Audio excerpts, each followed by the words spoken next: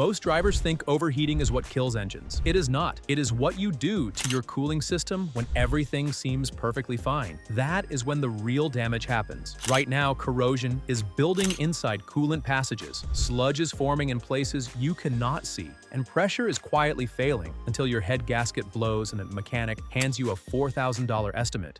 There are 7 cooling system mistakes that turn healthy engines into junk, and the worst part is, nearly all of them are preventable for less than the cost of a tank of gas. But number 7 is the one that catches almost everyone off guard. Your engine actually warns you before it fails. It makes a sound, and nearly every driver who hears it does absolutely nothing. Let us get into it. Number 1. Using tap water instead of distilled water. This is the one almost everyone gets wrong because it feels completely harmless. You top off your radiator with water from the garden hose and figure water is water. But tap water is loaded with minerals, calcium, magnesium, iron, and the second those minerals hit the inside of your cooling system, they start leaving deposits behind. Think of it like hard water stains on a shower door, except this is happening inside your radiator, your heater core, and the tiny coolant passages running through your engine block. Over time, those mineral deposits build up into scale. That scale narrows the passages and chokes off coolant flow. Your engine starts running hotter, not because anything is broken, but because the fluid cannot move fast enough to pull heat away. And here is the part most people never connect. When coolant flow slows down, hot spots form inside the engine. Those hot spots warp gasket surfaces and crack aluminum heads. A couple dollar jug of distilled water from any grocery store prevents all of it. Always mix your coolant 50-50 with distilled water. Never tap. If someone already used tap water in your system, a full flush is the only way to undo the damage before it gets worse.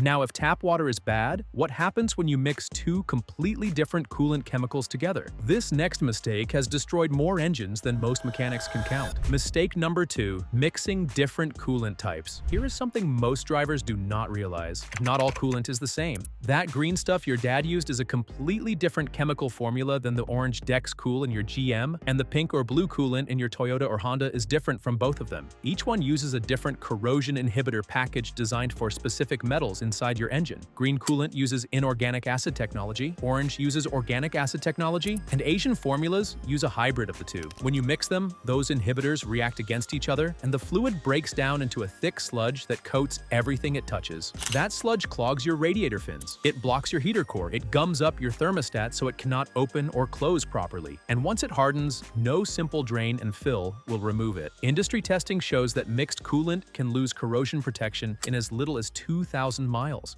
That means the aluminum in your engine block is exposed to chemical attack almost immediately. The fix is simple. Use only the coolant type specified in your owner's manual. If you do not know what is in your system right now, drain it completely, flush, and refill with the correct formula. $10 in coolant versus a $1,500 head gasket. That math does itself. So you are using the right coolant and mixing it properly. That is great. But here is the thing nobody tells you. Even the correct coolant turns against your engine if you leave it in there too long. Mistake number 3, neglecting coolant change intervals. Most people treat coolant like it lasts forever. Pour it in once and forget about it. But coolant is a chemical cocktail. It contains corrosion inhibitors, lubricants, and pH balancers that all break down over time. As those additives deplete, your coolant becomes acidic. And acidic coolant does not just stop protecting your engine. It actively attacks it. It eats rubber seals. It corrodes aluminum water pumps. It dissolves the thin copper fins inside your heater core. And it does all of this silently. Your temperature gauge will not warn you. Your check engine light will not come on. The damage just builds in the background until something finally ruptures. For most vehicles, coolant should be replaced every 3 to 5 years, or between 30,000 and 60,000 miles, depending on the manufacturer. If you bought a used car and do not know when the coolant was last changed, assume it is overdue. Here is a quick test. Pop your radiator cap when the engine is cold and look at the fluid. Fresh coolant is bright and translucent. If yours looks murky, brownish, or has particles floating in it, that coolant has already turned on your engine. A coolant flush costs around $100 to $200 at a shop. A cracked radiator from acid damage costs over $1,000. Now here is where things get sneaky. You can have perfect coolant, the right type, changed on schedule, and still lose your engine because of a $10 part that nobody ever thinks to inspect. And by the way, if you want to check whether your coolant has already gone bad, bad, I will leave a link in the description for coolant test strips. You dip one in for 60 seconds and it tells you the pH and glycol percentage, takes the guesswork out completely. Now, speaking of cheap parts that get ignored, mistake number 4, ignoring the radiator cap. That small cap sitting on top of your radiator is not just a lid. It is a precision pressure regulator engineered to hold your cooling system between 13 and 16 psi. That pressure is critical because it raises the boiling point of your coolant. At normal atmospheric pressure, a 50-50 coolant mix boils at around 226 degrees Fahrenheit, but with the cap holding proper pressure, the boiling point jumps past 260 degrees. That headroom is what keeps your engine from boiling over on a hot day or in stop-and-go traffic. Here is the problem.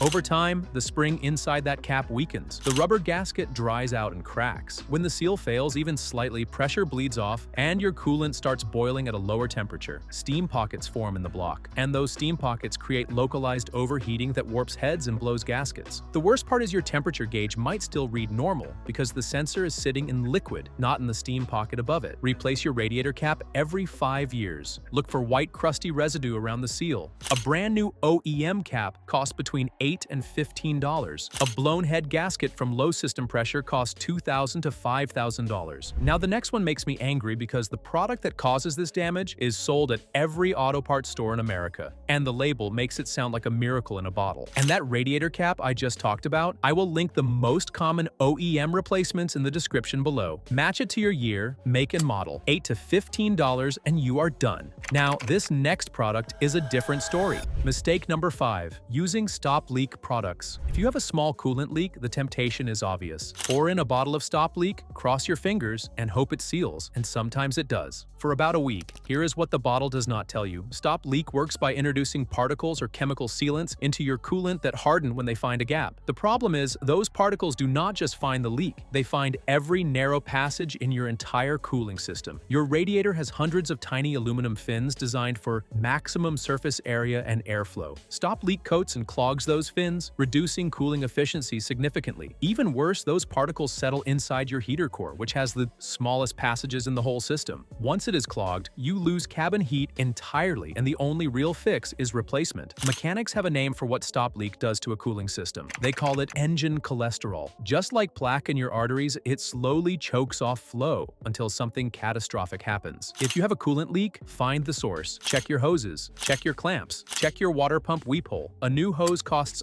$15. A new clamp costs $2. A heater core replacement after stop leak damage costs between $800 and $2,000. Alright, so far we have covered bad fluids, neglected maintenance, and products that do more harm than good. But this next one is about what you accidentally leave trapped inside the system, and it catches DIY mechanics more than anyone. Mistake number 6, skipping the air bleed. After coolant work, you drain the coolant, replace the thermostat or hose, refilled the system, and you think you are done. But if you did not bleed the air out, you just created a ticking time bomb. When you open a cooling system, air rushes in and gets trapped in the highest points. That usually means near the thermostat housing and the top of the engine block. Those air pockets do not circulate, they just sit there, and when hot coolant reaches them, it cannot absorb the heat because air is a terrible thermal conductor. The result is localized overheating in the exact spots where your engine is most vulnerable. Head gasket surfaces, cylinder walls, thermostat seats. You might even hear the evidence without knowing what it means. That gurgling or bubbling sound behind your dashboard after a coolant change is trapped air moving through the system, and it is telling you the bleed was not done.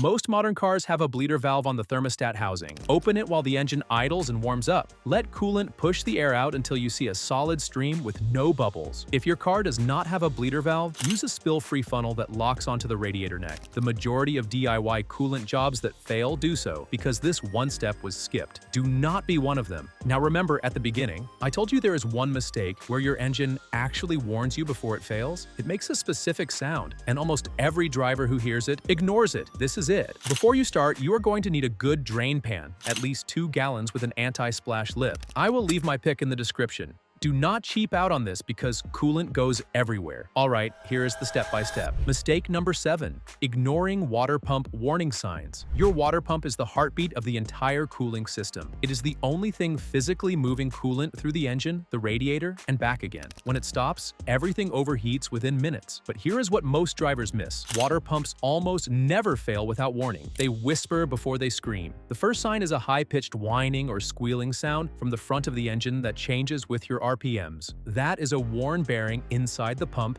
and it means the shaft is starting to wobble. The second sign is a small puddle of coolant forming under the engine. That is the weep hole doing its job. It is designed to leak when the internal seal fails, giving you a visible warning before total failure. The third sign is white or greenish crust around the pump housing. That is dried coolant from a slow seep that has been happening for weeks. If you see any of these, replace the pump immediately, because when a water pump seizes, the consequences go beyond overheating. On many engines, the pump is driven by the timing belt. A seized pump can snap that belt instantly, and on interference engines, a broken timing belt means the pistons slam into the valves and your engine is finished. According to roadside assistance data, over a quarter of overheating breakdowns are linked to water pumps that showed warning signs long before they failed. Now, if you are watching this and thinking your cooling system might already have some of this damage, do not panic. Here is exactly how to reset everything and start clean. This costs less than $30 and takes about an hour. How to do a proper coolant flush. First, make sure the engine is completely cold. Remove the radiator cap and locate the drain petcock at the bottom of the radiator. Place a large drain pan underneath because coolant splashes more than you expect. Open the petcock and let everything drain out. Once empty, close it